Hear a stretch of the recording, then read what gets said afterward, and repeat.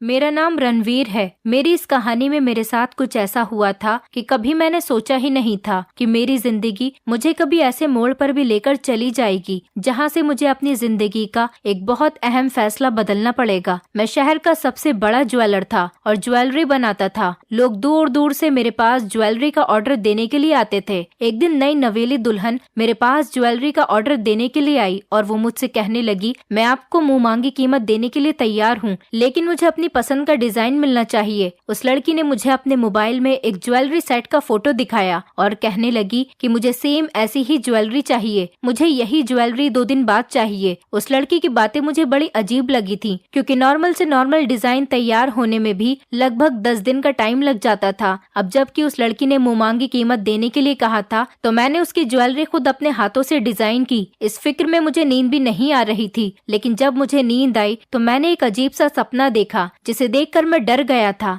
मैंने सपने में देखा कि वो लड़की बहुत परेशान है और बहुत टेंशन में है। ऐसा लग रहा है जैसे वो अपनी जिंदगी में खुश नहीं। वो लड़की मुझसे कहने लगी कि मैं तुम्हें कभी माफ नहीं करूंगी, तुमने मेरे साथ बहुत गलत किया। इस सपने ने मुझे इतनी बुरी तरह से डरा कर रख दिया था कि मैं घबराकर उठकर खड़ा हुआ और फिर उसके बाद से ही मेरी रातों की नींद उड़ गई थी। मैं जब भी रात को सो जाता तो मुझे सपने में वही लड़की दिखाई देने लगी। बचपन से ही हमने बड़ी गरीबी देखी थी। मैं लगभग 12 साल का था जब शॉर्ट सर्किट से हमारे घर में आग लग गई थी। जो बचा कुछ था वो भी सब जलकर राख हो गया था। हमारी गरीबी और ज्यादा बढ़ गई थी। मेरे परिवार में मेरे 2 भाई और 2 बहनें, लेकिन शायद हम सभी भाइयों की किस्मत एक जैसी है। हम तीनों भाई मिलकर अपने घर की किस्मत नहीं बदल सके। ये बचपन के दिन बड़े ही गरीबी में गुजरे थे। मेरे पिताजी को इसी टेंशन की वजह से हार्ट अटैक होने से उनकी मौत हो गई थी। अब हमारे सर से पिता का साया भी उठ चुका था। उन दिनों मुझे अपने पिताजी की सबसे ज्यादा जरूरत थी, क्योंकि मैं अपने घर का सबसे छोटा बेटा था। मेरी माँ भी बीमार रहने लगी थी। मुझे दुनिया की कोई समझ नहीं थी। दोनों बड़े भैया बहुत सीधे थे। हम तीनों भाइयों ने इतनी ज्यादा परेशानियां देखी थी कि हमारा अपने रिश्तेदारों पर से भी भरोसा उठ गया था। मेरे बड़े भैया शादीशुदा थे, जबकि छोटे कुंवारे थे और मैं तो तब सिर्फ 12 साल का ही था। बड़े भैया तो 10,000 रुपए महीना कमाते थे। उनकी कमाई से ही हमारा खर्च होता था। बाकी हम दोनों छोटे भाई कोई काम नहीं करते थे, क्योंकि पिताजी के होते हुए हमें कभी काम करने की जरूरत ही नहीं पड़ी। माँ मुझे हमेशा सिखाती है अपने घर और अपने घर वालों की हिफाजत की जिम्मेदारी किस तरह से निभाई जाती है, वो भी बदलती हुई जिंदगी के साथ साथ। बड़े भैया पिताजी के मरने के बाद घर की परेशानियां देखते हुए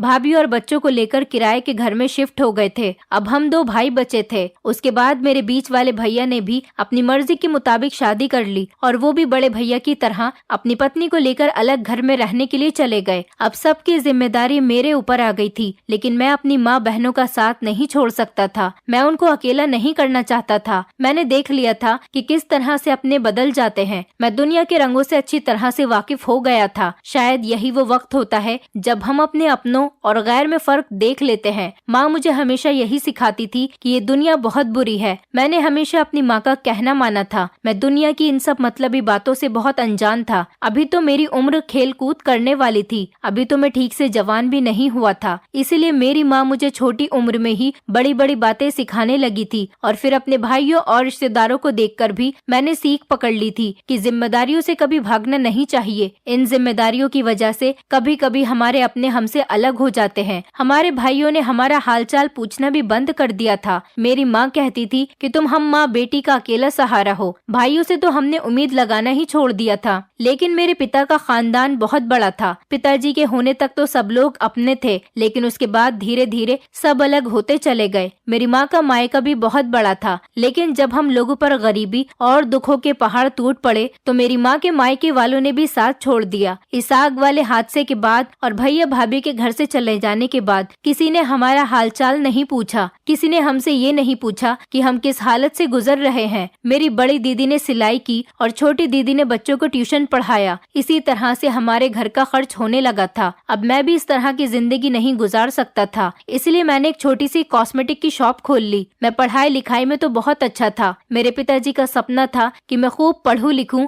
और उनका नाम रोशन करूं। अब इस तरह से मेरी पढ़ाई लिखाई का तो खर्चा नहीं किया जा सकता था, इसलिए मैंने कुछ पैसे जमा किए और अपने घर में ही थोड़ा सा कॉस्मेटिक का सामान रख लिया और बेचने लगा। पिताजी का सपना पूरा करने के लिए मैं खूब दिल लगाकर पढ़ना चाहता था, लेकिन जब फीस के लिए पैसे नहीं बचे तो मैंने पढ़ाई छोड़ दी। माँ तो यही चाहती थी कि मैं पिताजी का सपना पूरा करूं, लेकिन हमारे हालात ऐसे नहीं थे कि मैं पढ़ूं लिखूं। अब शायद यही किस्मत को मंजूर था। जब मैं कॉस्मेटिक की दुकान पर बैठता तो मेरी रोज की सिर्फ 20 रुपए या 25 से ज्यादा की कमाई नहीं होती थी, क्योंकि हम जिस मोहल्ले में रहते थे वहाँ की लेडीज ज्यादातर ब्रांडेड प्रोडक्ट्स यूज करती थी। मैं तो लोकल सामान ही लेकर आता था, इसलिए मेरा सामान ज्यादा बिक नहीं पाता था। अब इसी तरह से जिंदगी गुजर रही थी। मेरा टाइम इसी दुकान पर गुजर रहा था। सारा सारा दिन मैं खाली रहता था। कभी कभी कोई लेडी आती और एक दो चीज लेकर चली जाती थी, बस इससे ज्यादा कोई सामान नहीं लेता था। मुझे अपने पिताजी के साथ बिताए हुए पल बहुत याद आने लगे थे। मैं हमेशा यही सोचता रहता था कि न जाने के कब हमारी किस्मत बदलेगी। हमारी इस गरीबी की वजह से हमारे सारे रिश्तेदार हमसे दूर थे। कोई हमें पसंद नहीं करता था, क्योंकि आजकल तो सिर्फ पैसे का ही जमाना है। जिसके पास पैसा होता है उसी के पास अपने होते हैं और उसी के पास रिश्तेदार भी होते हैं। उधर मेरे दोनों भाइयों की जिंदगी तो ठीक ठाक ही गुजर रही थी, क्योंकि वो अपना कमाते थे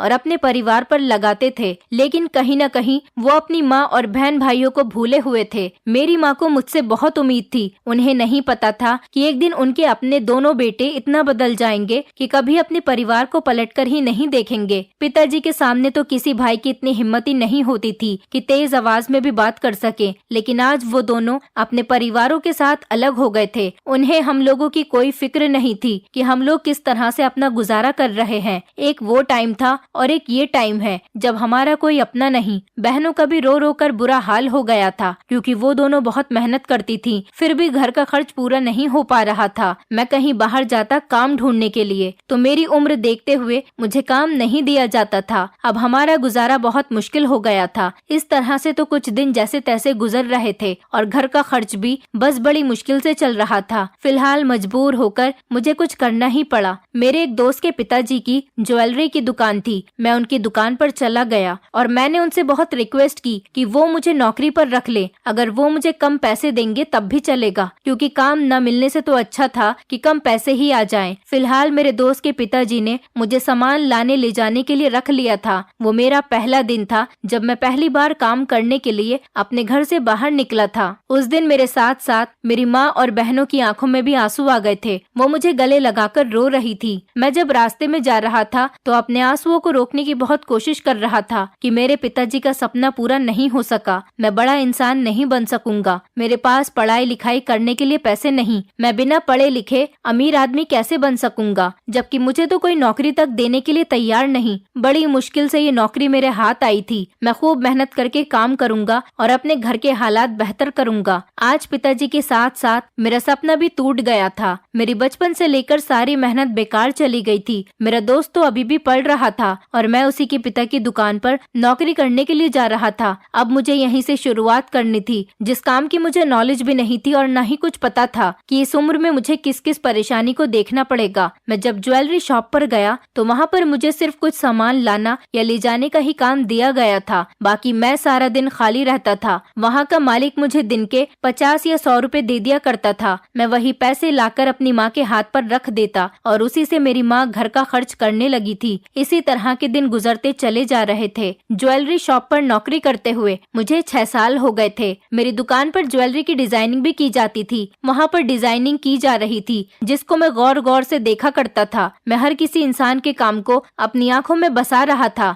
मेरी जिंदगी इसी तरह से गुजर रही थी। ये सारे काम को धीरे धीरे अपने दिमाग में लेता और सब कुछ समझता चला जा रहा था। दिन में 100 रुपए की मजदूरी से अब मेरे 300 रुपए दिन की मजदूरी हो गई थी और मैं 18 साल का हो गया था। फिर एक दिन दुकान के मालिक बहुत ज्यादा परेशान नजर आ रहे थे, क्योंकि ज्वेलरी के डिजाइन को लेकर मालिक के पास बहुत शिकायतें आने लगी थी, क्योंकि मार्केट में फैंसी चीजों की डिमांड थी और ज्वेलरी के डिजाइन काफी पुराने टाइप के बनने लगे थे। एक दिन मैंने मालिक से जिद की कि मैं ज्वेलरी का डिजाइन तैयार करूंगा। मालिक को मेरी बात पर यकीन नहीं आ रहा था। उन्होंने मुझे डिजाइन बनाने से मना किया, लेकिन मैंने खुद अपनी मर्जी के मुताबिक एक ज्वेलरी सेट बनाया तो वो डिजाइन मालिक को बहुत पसंद आया था। मैंने खूब मेहनत की और उसके बाद मालिक को अपने नए नए डिजाइन बनाकर दिखाए। मालिक को मेरा काम बहुत पसंद आने लगा था। इसी तरह से मालिक ने धीरे धीरे मुझसे खुश होकर मेरी सैलरी भी बढ़ा दी। हमारे घर के हालात काफी बेहतर होते चले जा रहे थे। मैं बहुत मेहनत से काम कर रहा था। मेरी सैलरी 300 रुपए दिन की मजदूरी से अब 40,000 रुपए महीना हो गई थी। अब मेरी बहनों को भी काम करने की जरूरत नहीं होती थी। मैं अपने पैसे ले जाकर अपनी माँ को देता। मेरी माँ ने मेरी बहनों का दहेज इकट्ठा किया। दोनों दीदी की उम्र ज्यादा हो गई थी, इसीलिए मेरी माँ ने अच्छा सा रिश्ता देखकर दोनों बहनों की शादी एक साथ कर दी। अब जब मैं घर आता तो माँ मुझे देखकर बहुत खुश होती थी। उनकी खुशी देखकर मेरी सारी थकान उतर जाती थी। ऐसा लगता था मेरी सारी मेहनत वसूल हो गई। इतने सालों से जो मैं काम कर रहा था, आज उसी काम ने मेरे घर के हालात बेहतर कर दिए थे। मालिक की तबीयत खराब रहने लगी थी। उन्होंने दुकान का सारा काम मेरे कंधों पर डाल दिया था। मेरा दोस्त तो पढ़ने के लिए अमेरिका चला गया था, क्योंकि इसी तरह से हमारी जिंदगी गुजर रही थी और मैं 24 साल का हो गया था। मेरी दोनों बहनें भी अपनी अपनी ससुराल में बहुत खुश थीं। 12 साल से लेकर 24 साल तक की उम्र का ये सफर बहुत मेहनत वाला रहा था। एक दिन अचानक ही मालिक की मौत हो गई। मेरा दोस्त मालिक का इकलौता बेटा था। उनकी पत्नी भी इस दुनिया में नहीं थी। मेरे दोस्त ने आकर अपने पिता की दुकान संभाल ली थी। मैंने भी कुछ पैसे जमा किए और एक दुकान किराए पर ली और उसमें अपनी अलग ज्वेलरी की शॉप खोल ली। मैंने अपनी शॉप पर अपने बनाए हुए डिजाइन की ज्वेलरी बेचना शुरू किया। मेरी ज्वेलरी शॉप इतनी ज्यादा फेमस हो गई कि लोग दूर दूर से मेरे पास ज्वेलरी का ऑर्डर देने के लिए आने लगे थे। मेरी जिंदगी पूरी तरह से बदल कर रह गई थी और हमारी जिंदगी में खुशियाँ वापस लौट कर आ गई थी। मैंने अपनी उस किराए की दुकान को भी खरीद लिया। उसके बाद 2 मकान और खरीद लिए। मैं बहुत बड़ा ज्वेलर बन गया, जिसका शहर में सबसे ज्यादा नाम था। लोगों का कहना था कि मेरी दुकान पर अच्छे डिजाइन और कम रेट में अच्छी ज्वेलरी मिल जाती है। अब मैंने सिंपल ज्वेलरी का काम छोड़कर हैवी ज्वेलरी बनाना शुरू कर दिया, क्योंकि शादी के सीजन में ज्यादातर दुल्हन की ही ज्वेलरी की डिमांड की जाती थी। इसीलिए मेरे पास सिंपल और हैवी दोनों टाइप की ज्वेलरी बनना शुरू हो गई थी। मेरे इस काम में मुझे बहुत मुनाफा था। लोग ऑर्डर पर ज्वेलरी बनवाते और मुंह मांगी कीमत मुझे देकर चले जाते। मेरे काम के चर्चे दूर दूर तक होने लगे थे। अमीर अमीर परिवारों की औरतें जो लाखों करोड़ों रुपयों के कपड़े खरीदती थी, वो भी मेरे पास अपनी शादी या फिर फंक्शंस में पहनने के लिए ज्वेलरी खरीदने के लिए आती थी। इसी तरह से मेरी किस्मत का सितारा चमक उठा था। मेरा कारोबार बढ़ता ही चले जा रहा था। हमारे बुरे हालात वाले दिन भी अब खत्म हो गए थे। मेरे पिताजी का पढ़ाई वाला सपना तो पूरा नहीं हो सका था, लेकिन एक सपना था जो मैंने पूरा कर दिया था। मेरे पिताजी चाहते थे कि मैं एक कामयाब इंसान बनूं, मेरा भी नाम हो, मैं अपने पैरों पर खड़ा हो सकूं। ऐसा तो हो गया था, क्योंकि मैं एक कामयाब इंसान बन गया था और सारे शहर में मेरे ही चर्चे थे। घर में किसी चीज की कोई कमी नहीं थी। बड़ी बड़ी कंपनियों ने मेरे साथ कांटेक्ट कर लिया था और उन्हीं कंपनियों में मेरी बनाई हुई ज्वेलरी सप्लाई होने लगी थी।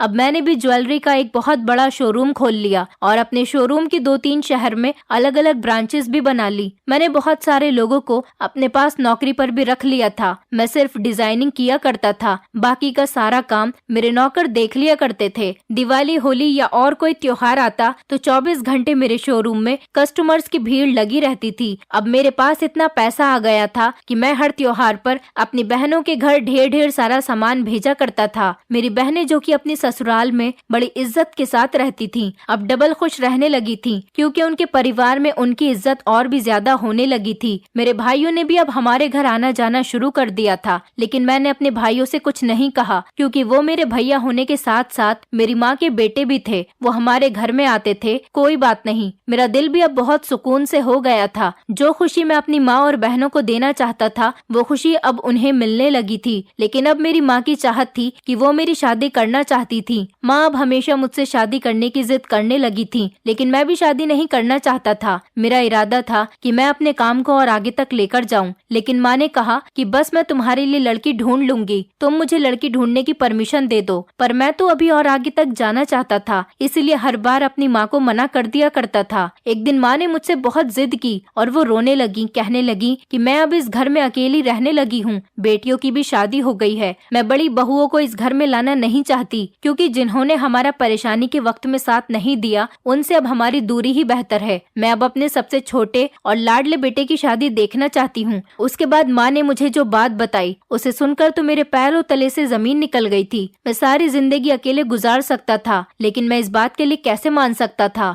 मैं ऐसे लोगों से हरगिज रिश्ता नहीं रखना चाहता था जिन्होंने परेशानी में हमारा साथ नहीं दिया। माँ ने बताया कि तुम्हारी बड़ी भाभी की एक छोटी बहन भी है, जो कि तुम्हारी ही उम्र की है। जब तुम्हारे बड़े भैया की शादी हुई थी, तभी तुम्हारे पिताजी ने तुम्हारी भाभी की छोटी बहन के साथ तुम्हारा रिश्ता तय कर दिया था, और अब तुम्हारी भाभी और उसके मायके वाले चाहते हैं कि अब तुम्हारी शादी तुम्हारी भाभी की छोटी बहन के साथ कर दी जाए। लेकिन मैं इस रिश्ते के लिए तैयार नहीं था, क्योंकि भाभी ही लड़ झगड़ कर मेरे भैया को अपने साथ लेकर चली गई थी। अगर उनकी छोटी बहन हमारे घर में आ गई तो वो भी मेरी माँ को मुझसे अलग करवा कर ही रहेगी। मैंने माँ से कहा, माँ वो बचपन की बात थी और बचपन के साथ ही खत्म हो गई। मैं आज तक अपने भैया भाभी को माफ नहीं कर सका तो फिर उनकी साली को अपनी पत्नी कैसे बना सकता हूँ। माँ ने कहा कि बेटा ये रिश्ता तुम्हारे पिताजी ने तय किया था क्योंकि उन्हें तुम्हारी भाभी और उसकी छोटी बहन दोनों ही पसंद आ गई थी। क्योंकि तुम्हारी भाभी की छोटी बहन तुम्हारी उम्र की ही थी, इसलिए तुम्हारे पिताजी ने रिश्ता तय कर दिया था। वो लड़की ज्यादा खूबसूरत तो नहीं लेकिन समझदार बहुत है। उसने तुम्हारे पिताजी के सामने कुछ ऐसा किया था जिसकी समझदारी देखते हुए तुम्हारे पिताजी ने रिश्ते की बात पक्की कर दी थी।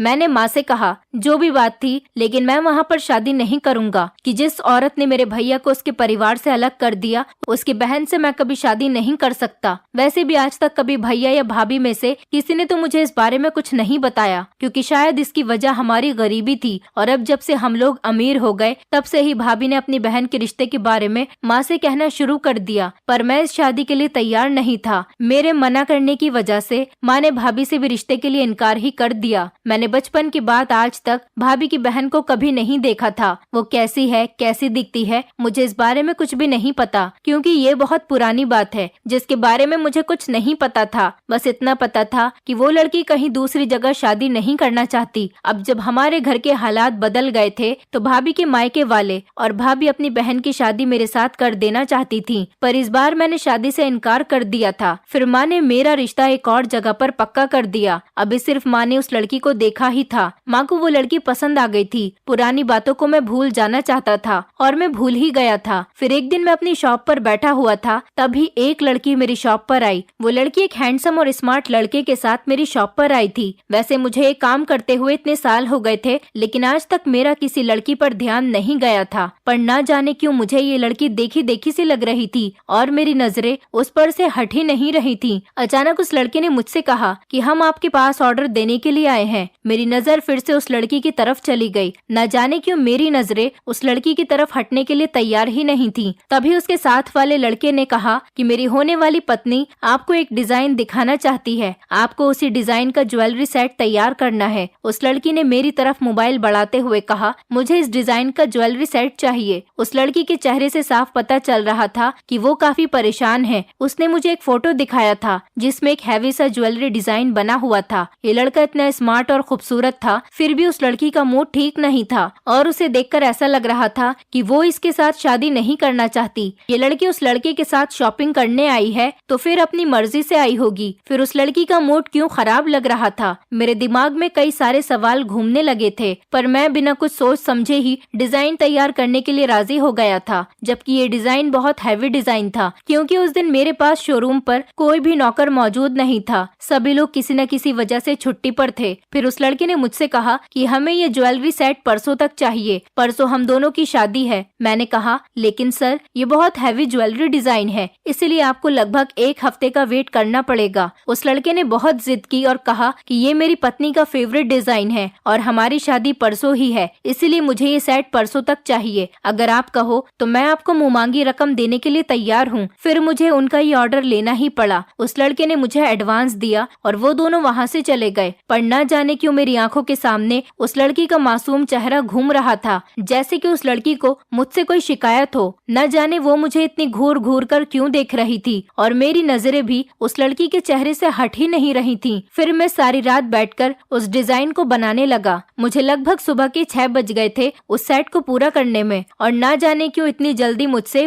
वो डिजाइन कंप्लीट हो गया था। पहले कभी मैंने इतनी जल्दी एक हैवी डिजाइन तैयार नहीं किया था। शायद ये लड़की बहुत लकी होगी, इसलिए तो मेरे हाथ इतनी तेज चलने लगे। और उसी टाइम फिर से मुझे उसका वही मूड खराब होने वाली बात याद आ गई। इतना खूबसूरत पति होने के बावजूद भी न जाने क्यों उसका मूड खराब हो रहा था। और फिर वो लड़का खूबसूरत होने के साथ साथ अमीर भी था। उसके पसंद का ज्वेलरी सेट उसे बनवा कर दे रहा था। फिर भी मुझे उसके मूड के बारे में सोच सोच कर अफसोस हो रहा था। न जाने वो इतनी उदास क्यों थी। मैं बहुत देर तक अपनी शॉप पर खामोश बैठा रहा। फिर अपने आप को समझाने लगा कि वो तो सिर्फ मेरी कस्टमर है और मैं अपनी कस्टमर के बारे में इतना क्यों सोच रहा हूँ, मुझे उसकी इतनी टेंशन क्यों हो रही है। उसके बाद मैं सुबह के टाइम पर अपने घर आ गया था। मुझे सारी रात जागते हुए गुजर गई थी, इसीलिए अब मुझे नींद आ रही थी और मैं बहुत थक गया था, तो इसीलिए सीधा अपने कमरे में जाकर सोने के लिए लेट गया था। अभी मुझे सोए हुए सिर्फ 10 ही मिनट हुए थे कि अचानक मैंने एक सपना देखा और वो लड़की मुझे मेरे सपने में नजर आने लगी। वो लड़की सपने में मुझसे शिकायत कर रही थी और कह रही थी कि मैं तुम्हें जानती हूँ, तुम मुझे आज भी याद आते हो। ये सब देखकर मुझे नींद में बहुत बड़ा झटका लगा था। मैं घबराकर उठकर खड़ा हो गया, सोचने लगा कि मेरा इस लड़की के साथ क्या कनेक्शन है। मैंने तो उस लड़की का ऑर्डर तैयार कर दिया, लेकिन न जाने क्यों उस लड़की को मुझसे इतनी शिकायत क्यों है और वो मुझे कैसे जानती है। मैं बहुत परेशान हो गया था। फिर मैंने सोचा कि कभी कभी ऐसा होता है, जिस बात को हम अपने दिमाग में बैठा लेते हैं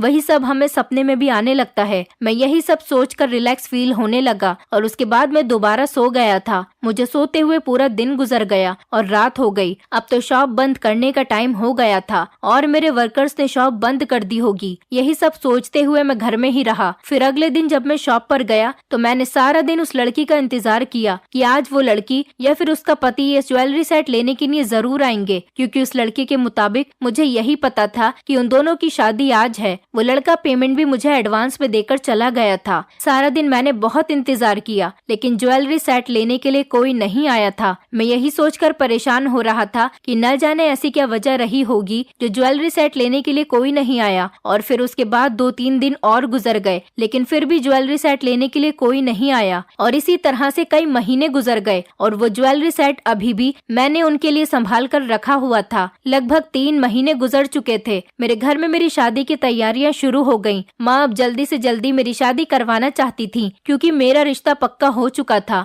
और लड़की वालों को शादी करने की जल्दी हो रही थी और वैसे भी अब देर करने की कोई वजह नहीं थी, इसलिए मैंने भी शादी से इनकार नहीं किया। लड़की वालों की तरफ से शादी की डेट भी आ गई थी, लेकिन शादी के लिए मेरी माँ हमारे सारे रिश्तेदारों को मेरी शादी में इनवाइट करना चाहती थी। मैंने ये फैसला तो माँ पर ही छोड़ दिया था कि वो जिसे चाहे बुला सकती है। मेरी दोनों दीदी की शादी तो हमने बहुत सिंपल तरीके से की थी, लेकिन मेरी माँ मेरी शादी को धूमधाम से करना चाहती थी, इसलिए ज्यादा से ज्यादा लोगों को इनवाइट करना चाह रही थी। भैया भाभी भी मेरी शादी के लिए 1 महीना पहले से ही आ गए थे, लेकिन कहीं न कहीं भाभी का मूड मुझे बहुत खराब लग रहा था। माँ ने ही भैया भाभी को इनवाइट किया था। मेरी माँ की खुशी इसी में थी, इसलिए मैं खामोश रहा था। मैं अपनी माँ की खुशी को खत्म नहीं करना चाहता था, लेकिन मेरी माँ की एक बात ने मुझे बहुत चौंका दिया था। माँ ने कहा था कि तुम मेरे साथ अपने भैया की ससुराल में इनविटेशन देने के लिए चलना, क्योंकि हमने तुम्हारा बचपन का लगा हुआ रिश्ता उनकी बेटी के साथ खत्म कर दिया, तो शायद उनके दिल में हमारे लिए बहुत सारी शिकायतें होंगी। जब हम लोग उनके घर जाएंगे तो वो लोग शायद हमसे सारी शिकायतें खत्म कर देंगे। पर मैं वहाँ पर माँ के साथ जाने के लिए तैयार नहीं था।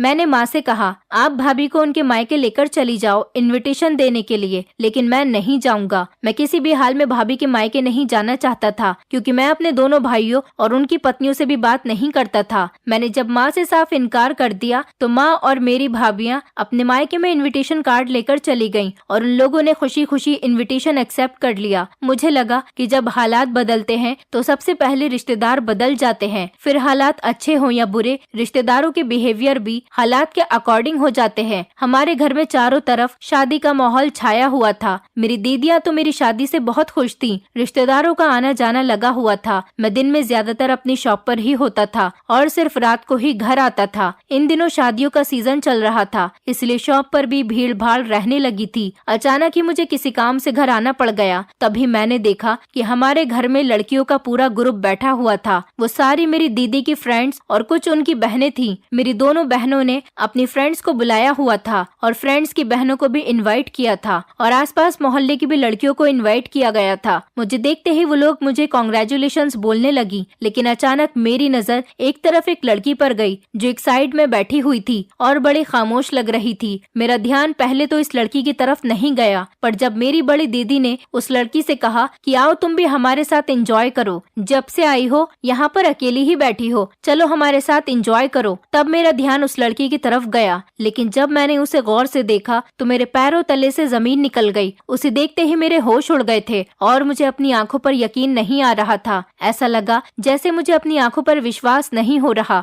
मैंने देखा कि ये तो वही लड़की थी जो मुझे ज्वेलरी सेट बनवाने के लिए ऑर्डर दे गई थी और अभी तक अपना सेट लेकर नहीं गई थी। इस लड़की का उदास चेहरा काफी दिनों तक मेरी नजरों से हट ही नहीं रहा था। उस लड़की के चेहरे ने मुझे परेशान कर रखा था। मैं अभी यही सब सोचते हुए उसे देख ही रहा था, तभी अचानक उस लड़की की नजर भी मुझ पर पड़ गई। मुझे लगा जैसे वो मुझे इग्नोर करने की कोशिश करने लगी थी। मैं भी फौरन अपने कमरे में चला गया और किसी से कोई बात नहीं की और उस लड़की से भी कोई सवाल जवाब करना ठीक नहीं समझा। पर अब मेरे दिमाग में उस लड़की की बातें घूमने लगी थी। वो न जाने मेरे सपनों में क्यों आई थी और वो क्यों मुझसे शिकायतें कर रही थी। और सबसे जरूरी बात तो यह है कि वो अपना ज्वेलरी सेट मेरे पास से क्यों लेकर नहीं गई, जबकि उसने स्पेशल अपने लिए वो ज्वेलरी सेट तैयार करवाया था जो कि उसे अपनी शादी में पहनने के लिए अर्जेंट चाहिए था। जबकि उसका होने वाला पति तो मुझे एडवांस पेमेंट भी देकर चला गया था। मैं अपने दिमाग में यही सारे सवालों के जवाब सोच रहा था कि उसने कहीं और से ज्वेलरी सेट बनवा लिया होगा या उन्हें ज्वेलरी सेट जल्दी चाहिए होगा, इसलिए उन्होंने मेरे बनाए हुए ज्वेलरी सेट का इंतजार नहीं किया होगा और दूसरी जगह से खरीद लिया होगा।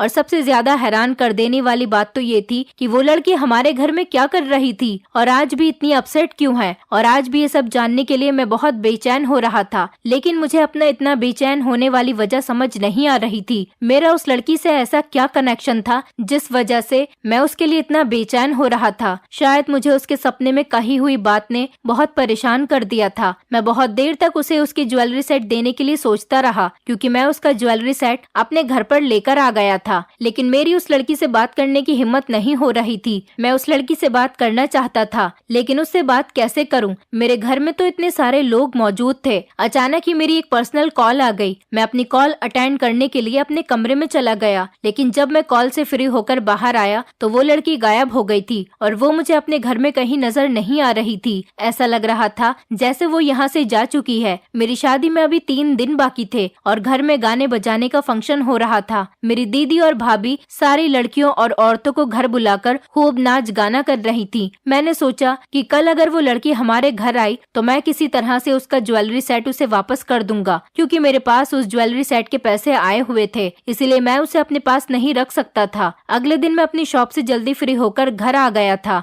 घर में गाना बजाना हो रहा था और कुछ लड़कियां डांस भी कर रही थी। मैंने सारी लड़कियों को गौर गौर से देखा, लेकिन वो लड़की मुझे कहीं नहीं दिखाई दे रही थी। तभी मैं अपनी बड़ी दीदी को ढूंढने लगा ताकि मैं उनसे उस लड़की के बारे में पूछ सकूं, क्योंकि उस दिन मैंने अपनी बड़ी दीदी को उस लड़की से बात करते हुए देखा था। तभी अचानक मुझे माँ नजर आ गई और मैंने माँ से कहा कि मुझे बड़ी दीदी से बात करनी है। मुझे बड़ी दीदी कहीं नजर नहीं आ रही। घर में इतना शोर हो रहा था कि मेरी माँ को मेरी कोई बात समझ ही नहीं आ रही थी। फिर मैं खुद ही दीदी को ढूंढने के लिए जाने लगा। तभी अचानक मुझे अपने कमरे से कुछ काम याद आ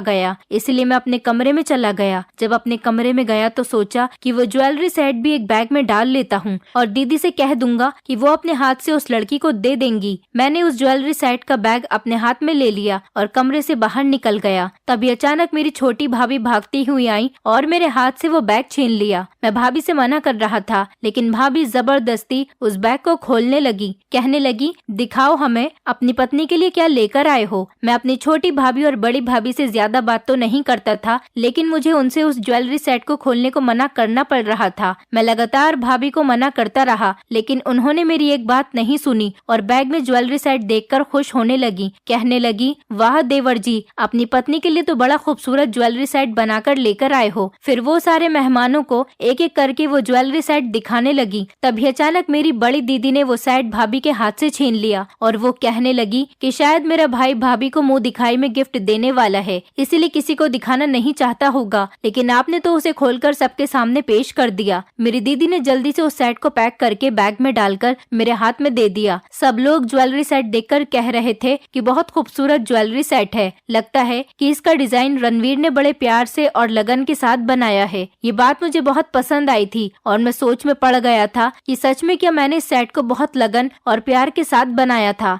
ऐसा लग रहा था जैसे कि ये सेट बहुत स्पेशल है, लेकिन सोचने वाली बात ये भी थी कि मैं क्यों उस लड़की के लिए इतने प्यार और लगन के साथ सेट तैयार करूंगा। मैं तो उस लड़की को जानता तक नहीं था और वैसे भी शायद इस लड़की की शादी हो गई है। ये लड़की अपने होने वाले पति के साथ मेरी शॉप पर आई थी। फिर न जाने क्यों मेरे दिल में उस लड़की के लिए फीलिंग्स उभर कर आ रही थी। घर के सारे लोग ये ज्वेलरी सेट देख चुके थे। मैंने सबसे कहा कि दीदी ठीक कह रही है, ये मेरे कस्टमर का सेट है, ये मुझे अपने कस्टमर तक पहुंचाना है। कुछ दिन तक वो कस्टमर ये ज्वेलरी सेट लेकर नहीं गई थी, इसलिए अभी तक ये ज्वेलरी सेट मैंने संभाल कर रखा हुआ था। मेरी दीदी मेरा हाथ पकड़कर मुझे कमरे में ले गई और कहने लगी कि रणवीर, तुम्हें मुझसे कुछ पर्सनल बात करनी थी, बताओ क्या बात है। दीदी को मैंने बताया कि मुझे आपसे उस लड़की के बारे में पूछना है जिससे आप उस दिन बात कर रही थी। वो लड़की कौन है? आप उस लड़की को कैसे जानती हो? दीदी दीदी समझ नहीं पा रही थी कि मैं किस लड़की की बात कर रहा हूँ। जब मैंने उनको काफी देर तक समझाया और उनको उस लड़की की पहचान बताई तो फिर वो समझ गईं और उसके बाद उन्होंने जो मुझे बताया वो मेरे होश उड़ा देने के लिए काफी था। वो मेरे भैया की साली थी जिससे मेरा रिश्ता 10 साल की उम्र में फिक्स हो गया था। दीदी ने जब मुझे बताया तो मुझे अचानक इस बात को सुनकर शॉक लग गया था। मुझे पहली बार किसी लड़की को रिजेक्ट करके अफसोस हो रहा था। वो जितनी मासूम और अपसेट नजर आ रही थी, शायद वो उस लड़के के साथ शादी करके खुश नहीं थी। क्या पता वो लड़का देखने में खूबसूरत था, क्योंकि हर इंसान की खूबसूरती से आप उसके नेचर का अंदाजा नहीं लगा सकते। ऐसा भी तो हो सकता है कि वो देखने में खूबसूरत हो और उसका नेचर बहुत खराब हो, उसका बिहेवियर इस लड़की के साथ ठीक नहीं रहता हो। यही वजह हो उसके अपसेट रहने की। उसके पेरेंट्स ने तो लड़का अच्छा और स्मार्ट देखकर उसकी शादी कर दी होगी, लेकिन ये बात तो बाद में पता चलती है कि लड़की का नेचर और उसका बिहेवियर कैसा है। शायद इसमें मेरी भी कुछ गलती थी, पर अफसोस करने से कोई फायदा नहीं था। अब तो उस लड़की की शादी हो चुकी है और अब तो मेरी भी शादी होने वाली है। अब पुराना टाइम हाथ से निकल चुका। मैं चाहकर भी उस लड़की को दिलासा नहीं दे सकता था। दीदी तो ये सारी बात बताकर मुझे जा चुकी थी, लेकिन मैं अभी इन्हीं सब बातों में खोया हुआ था। आज मेरी हल्दी सेरेमनी थी। मेहमान आने शुरू हो गए थे और मेरी भाभी के मायके वालों के साथ वो भी हमारे घर पर आई थी। मैं जैसे ही अपने कमरे से बाहर निकला तो वो लड़की हमारे घर आई हुई थी। मैंने उस लड़की से बात करने की कोशिश की, मेरी उससे नजर मिलाने की हिम्मत ही नहीं हो रही थी। मैंने कहा, आपका ज्वेलरी सेट मेरे पास है, आप मेरे साथ मेरे कमरे में चलो, मैं आपका ज्वेलरी सेट आपको दे देता हूँ। अगर बाहर सब लोगों के सामने दूंगा तो कोई हमें गलत समझेगा। वो मेरे साथ मेरे कमरे में चली गई तो मैंने अपनी कबर्ड से निकालकर उसे उसका ज्वेलरी सेट दे दिया और कहा कि आप अपनी शादी में पहनने के लिए ये ज्वेलरी सेट क्यों नहीं लेकर गई? ये तो आपने पर्सनली अपनी शादी के लिए बनवाया था। ये मेरे पास काफी टाइम से रखा हुआ है। आप मुझे अपने घर में दिखाई दे गई तो मैंने सोचा कि मैं आपकी अमानत आपको लौटा देता हूँ। वो ज्वेलरी सेट को देखकर खामोश हो गई और कुछ देर के बाद कहने लगी कि मुझे ये ज्वेलरी सेट नहीं चाहिए, क्योंकि अब ये मुझे नहीं पहनना और न ही मुझे इसकी जरूरत है। आप ये मेरी तरफ से अपनी वाइफ को गिफ्ट कर देना। मैंने कहा, नहीं, ये आपके हस्बैंड ने आपकी डिमांड पर मुझसे डिजाइन करवाया था। ये आपकी पसंद का सेट है और आपके पति ने मुझे इसके पैसे भी दिए।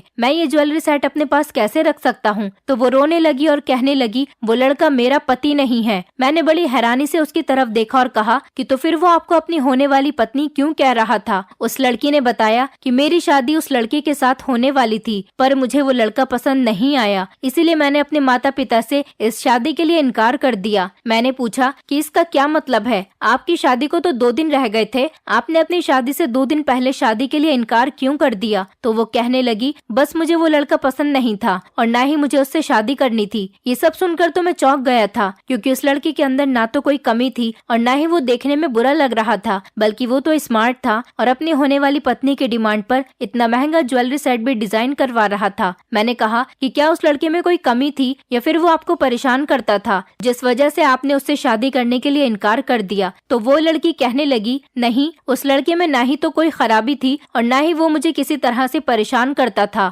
मैंने उस लड़के से कहा कि आप मुझे माफ कर दो, मैंने आपका बहुत दिल दुखाया, मैंने आपको रिजेक्ट कर दिया, लेकिन आपने शादी क्यों नहीं की? कि ये जो भी प्रॉब्लम्स थी वो हमारे फैमिली वालों के बीच थी, तो फिर आपने शादी क्यों नहीं की? तो वो लड़की रोने लगी और कहने लगी, बस मुझे शादी नहीं करनी थी उस लड़के के साथ, मुझे तो किसी और के साथ शादी करनी थी। मैंने कहा, तो आप उस लड़के के बारे में अपने पेरेंट्स को बता दो। तो वो बोली, मुझे किसी के साथ शादी नहीं करनी, मैं सारी जिंदगी इसी तरह से गुजार दूंगी। मैंने कहा, ऐसे अकेले जिंदगी नहीं गुजारी जाती और मैंने सुना है कि हम दोनों का बचपन से रिश्ता लगा हुआ था, इसलिए आप पुरानी बातों को भूल जाओ और अपनी नई जिंदगी की शुरुआत करो। मेरी ये बात सुनकर वो फूट फूट कर रोने लगी। उसे रोता हुआ देखकर अचानक मेरा दिल दुखने लगा था। अचानक मैं उसके लिए परेशान होने लगा। न जाने क्यों उसे रोता हुआ देखकर मेरे दिल में एक अजीब सी बेचैनी होने लगी थी। मैंने तसल्ली दी और उसके आंसू साफ किए। मैंने पूछा, आप रो क्यों रही हो? आपके रोने की वजह क्या है और आप शादी क्यों नहीं करना चाहती? तो उसने बताया कि मैं जिससे प्यार करती हूँ वो लड़का आप हो, मैं आपसे बहुत प्यार करती हूँ। हम दोनों का रिश्ता बचपन में ही फिक्स हो गया था, इसीलिए मेरी आंखों में आपके लिए सपने सजे हुए हैं। पर मेरी दीदी जो आपके घर में गरीबी की वजह से परेशान रहती थी, उनको परेशान रहते हुए देखकर मेरे माता पिता ने यही फैसला ले लिया था कि जब उनकी छोटी बेटी जवान होगी तब वो मेरी शादी आपसे नहीं करेंगे, क्योंकि जिस घर में उनकी बड़ी बेटी परेशान रह रही है वो उसी घर में अपनी छोटी बेटी को नहीं भेजना चाहते। लेकिन मैं तो आपसे शादी करना चाहती थी, इसलिए मैंने हर बार अपने पेरेंट्स को आपके लिए राजी करने की बहुत कोशिश की। जब मेरा कोई रिश्ता आता तो मैं हर बार आपके लिए ही जिद किया करती थी और दिन रात आपकी गरीबी खत्म होने की प्रार्थना करती रहती थी। फिर जब आपके घर के हालात बेहतर हो गए तो आपकी भाभी और मेरी दीदी ने हमारे घर पर आकर उनको इस रिश्ते के लिए तैयार कर लिया और मेरी दीदी ने कहा कि वो अपनी सास से दोबारा से हम दोनों के रिश्ते में बात करेंगी, पर शायद ऐसा होना मेरे भाग्य में नहीं लिखा था। इसलिए जब आपकी माँ ने हम दोनों के रिश्ते के लिए आपसे बात की तो आपने हम दोनों के रिश्ते से इनकार कर दिया और अब मेरी आखिरी उम्मीद भी टूट गई, क्योंकि अब जब मेरे पेरेंट्स हमारे रिश्ते के लिए मान गए थे तो आप राजी नहीं हुए। और फिर मैंने अपने पेरेंट्स से कहा कि आप जहाँ चाहे मेरा रिश्ता तय कर सकते हो। मेरे पिताजी ने मेरा रिश्ता मेरे भैया के दोस्त के साथ तय कर दिया था,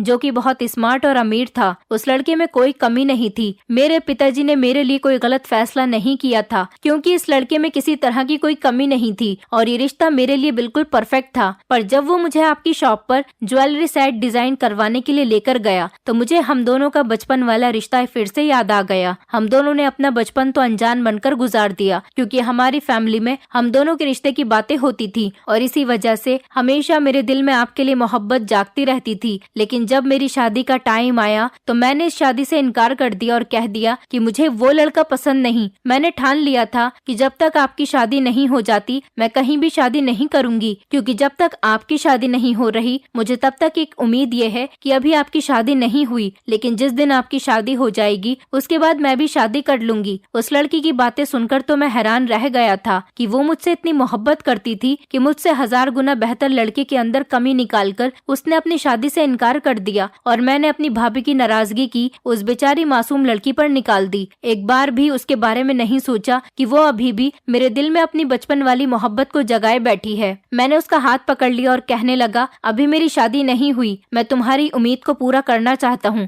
मैं तुमसे शादी करना चाहता हूँ, क्या तुम मुझसे शादी करना चाहोगी? तो वो चौंक कर मेरी तरफ देखने लगी और कहने लगी, मैं तो आपको बचपन से प्यार करती हूँ, इसीलिए शादी से कभी इनकार नहीं करूंगी। क्या आप मुझसे शादी करना चाहते हो? मैंने कहा, हाँ मैं तुमसे शादी करना चाहता हूँ, प्लीज मुझे माफ कर दो। मैं अपनी फैमिली मैटर से परेशान होकर अपना गुस्सा तुमसे रिश्ता खत्म करके निकाल रहा था। पर वो कहने लगी कि आपकी तो शादी होने वाली है, फिर उस लड़की का क्या होगा जो आपका इंतजार कर रही है? मैंने कहा, तुम उसके लिए परेशान मत हो, सब कुछ मुझ पर छोड़ दो, बस मैं तुमसे शादी करना चाहता हूँ और तुम मुझसे शादी करना चाहती हो और हम अपने पेरेंट्स के किए हुए रिश्ते को खत्म नहीं करेंगे। मैंने अपनी माँ से कहा कि मुझे इस लड़की के साथ शादी करनी है, जहाँ पर मेरी शादी होने वाली है वहाँ से आप इनकार कर दो। मेरा ये फैसला सुनकर मेरी माँ बहुत खुश हुई थी और माँ से ज्यादा खुश तो मेरी भाभी हुई थी, क्योंकि हमारे घर के हालात बदलने से भाभी भी यही चाहती थी कि उनकी बहन की शादी मेरे साथ हो जाए। माँ और भाभी ने मिलकर लड़की वालों से माफी मांग ली थी और वहाँ से मेरा रिश्ता खत्म हो गया था।